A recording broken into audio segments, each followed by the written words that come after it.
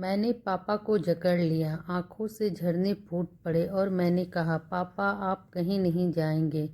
आपकी एक बेटी आज भी सुखी है, उसके हिस्से का सुख मत छीनिए।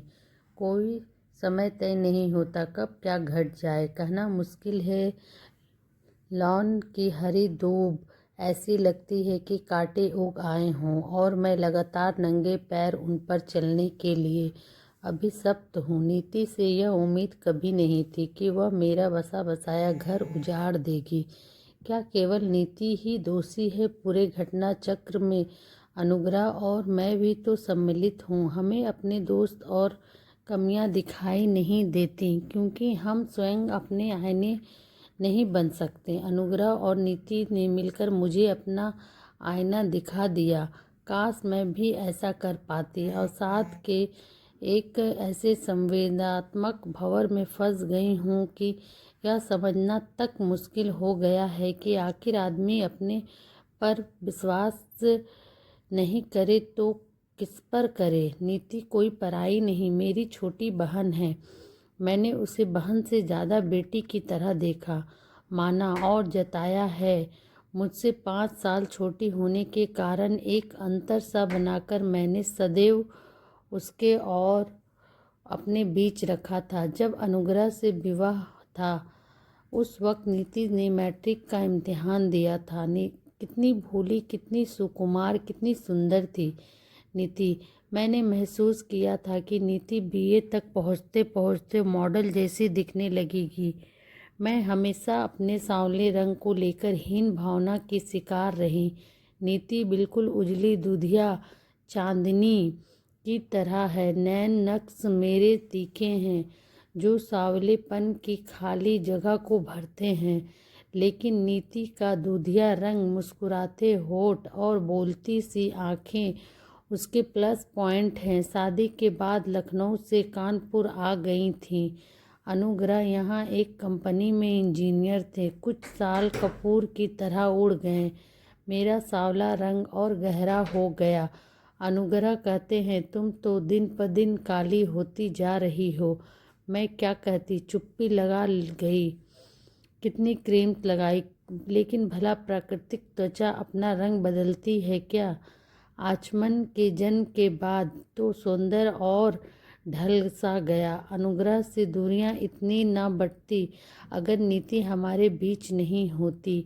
घटनाक्रम तेजी से बदला। अम्मा दम्मा की लंबी बीमारी से लड़ते लड़ते हार गईं। पापा ने जब फ़ोन से इस हादसे की खबर दी तो मैं और अनुग्रह लखनऊ पहुँचे। नीति मुझसे लिपट कर खूब रोई। 13वीं के बाद पापा ने खुद कहा, रीति बेटी अब तुम्हारी अम्मा तो रही नहीं, इसलिए नीति कुछ दिनों के लिए तुम्हारे साथ रह ले तो इसका दुख कुछ कम हो जाएगा। जब सामान्य हो जाए तो मुझे खबर कर देना, मैं इसे लेने आ जाऊंगा। मैं कुछ उत्तर देती इससे पहले ही अनुग्रह बोले, पापा सच कह रहे हैं तो ऐसा करें ना कि नीति को हम अब अपने ही पास रखें। इसके लिए लड़का भी देखते रहेंगे। समस्या जब सामने होती है तो समाधान भी जल्दी मिल जाते हैं। पापा ने कुछ नहीं कहा, एक तरह से आंखों ही आंखों में अपनी मौन स्वीकृति दे दी। मैं नीति को लेकर कानपुर आ गई। कुछ दिनों तक अम्मा के संस्मरण चलते रहे। नीति रोती और मैं उसे सांत्वना देती। कभी कभी अनुग्रह भी वहाँ उपस्थित होते तो ऐसे संवेदनशील अवसर पर नीति के अति निकट पहुँच जाते। उसकी आंखों के आंसू अपने रुमाल से पोंछते, उसकी पीठ पर अपनी गुदगुदी हथेली से थपकी देते और तो नीति एकदम सिहर कर संभल जाती। ऐसे नाजुक मौके पर भी मैं अनुग्रह को वाच करती रहती। उनकी हथेली पीठ से खिसक कर ब्लाउज और साड़ी के बीच निरावृत हिस्से तक पहुंच जाती और नीति रोना भूल जाती थी। उसके चेहरे पर स्पष्ट सुख की सतरंगी रेखाएं खिल उठती थी। मुझे यही पर अनुग्रह को टोकना था, लेकिन अनुग्रह ने अपने लिए ऐसा अवसर तलाशा था जो अत्यंत करुणिक था और इस मौके पर उसे टोकने का मतलब था अपना ओझापन प्रदर्शित करना। आचमन को नीति के हवाले करके मैं बैंक जाने लगी थी।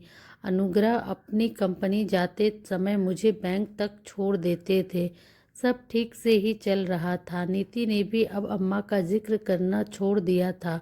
उसमें आया परिवर्तन मेरे लिए सुखद था, लेकिन यह तो बाद में पता चला कि उसके चेहरे पर आया गुलाबीपन मेरे लिए कांटों का एक चक्रव्यूह बनने जा रहा था। बैंक में उस दिन मिस कपूर नहीं आई थी, छुट्टी पर थी। ब्रांच मैनेजर गोखले साहब ने मुझे कैश काउंटर पर बिठा दिया।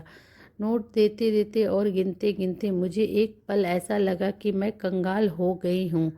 उस दिन शायद ग्राहकों ने सबसे ज़्यादा ड्राफ्ट भरे थे और चेक काटे थे। 2 बजते बजते कुछ घबराहट सी हुई।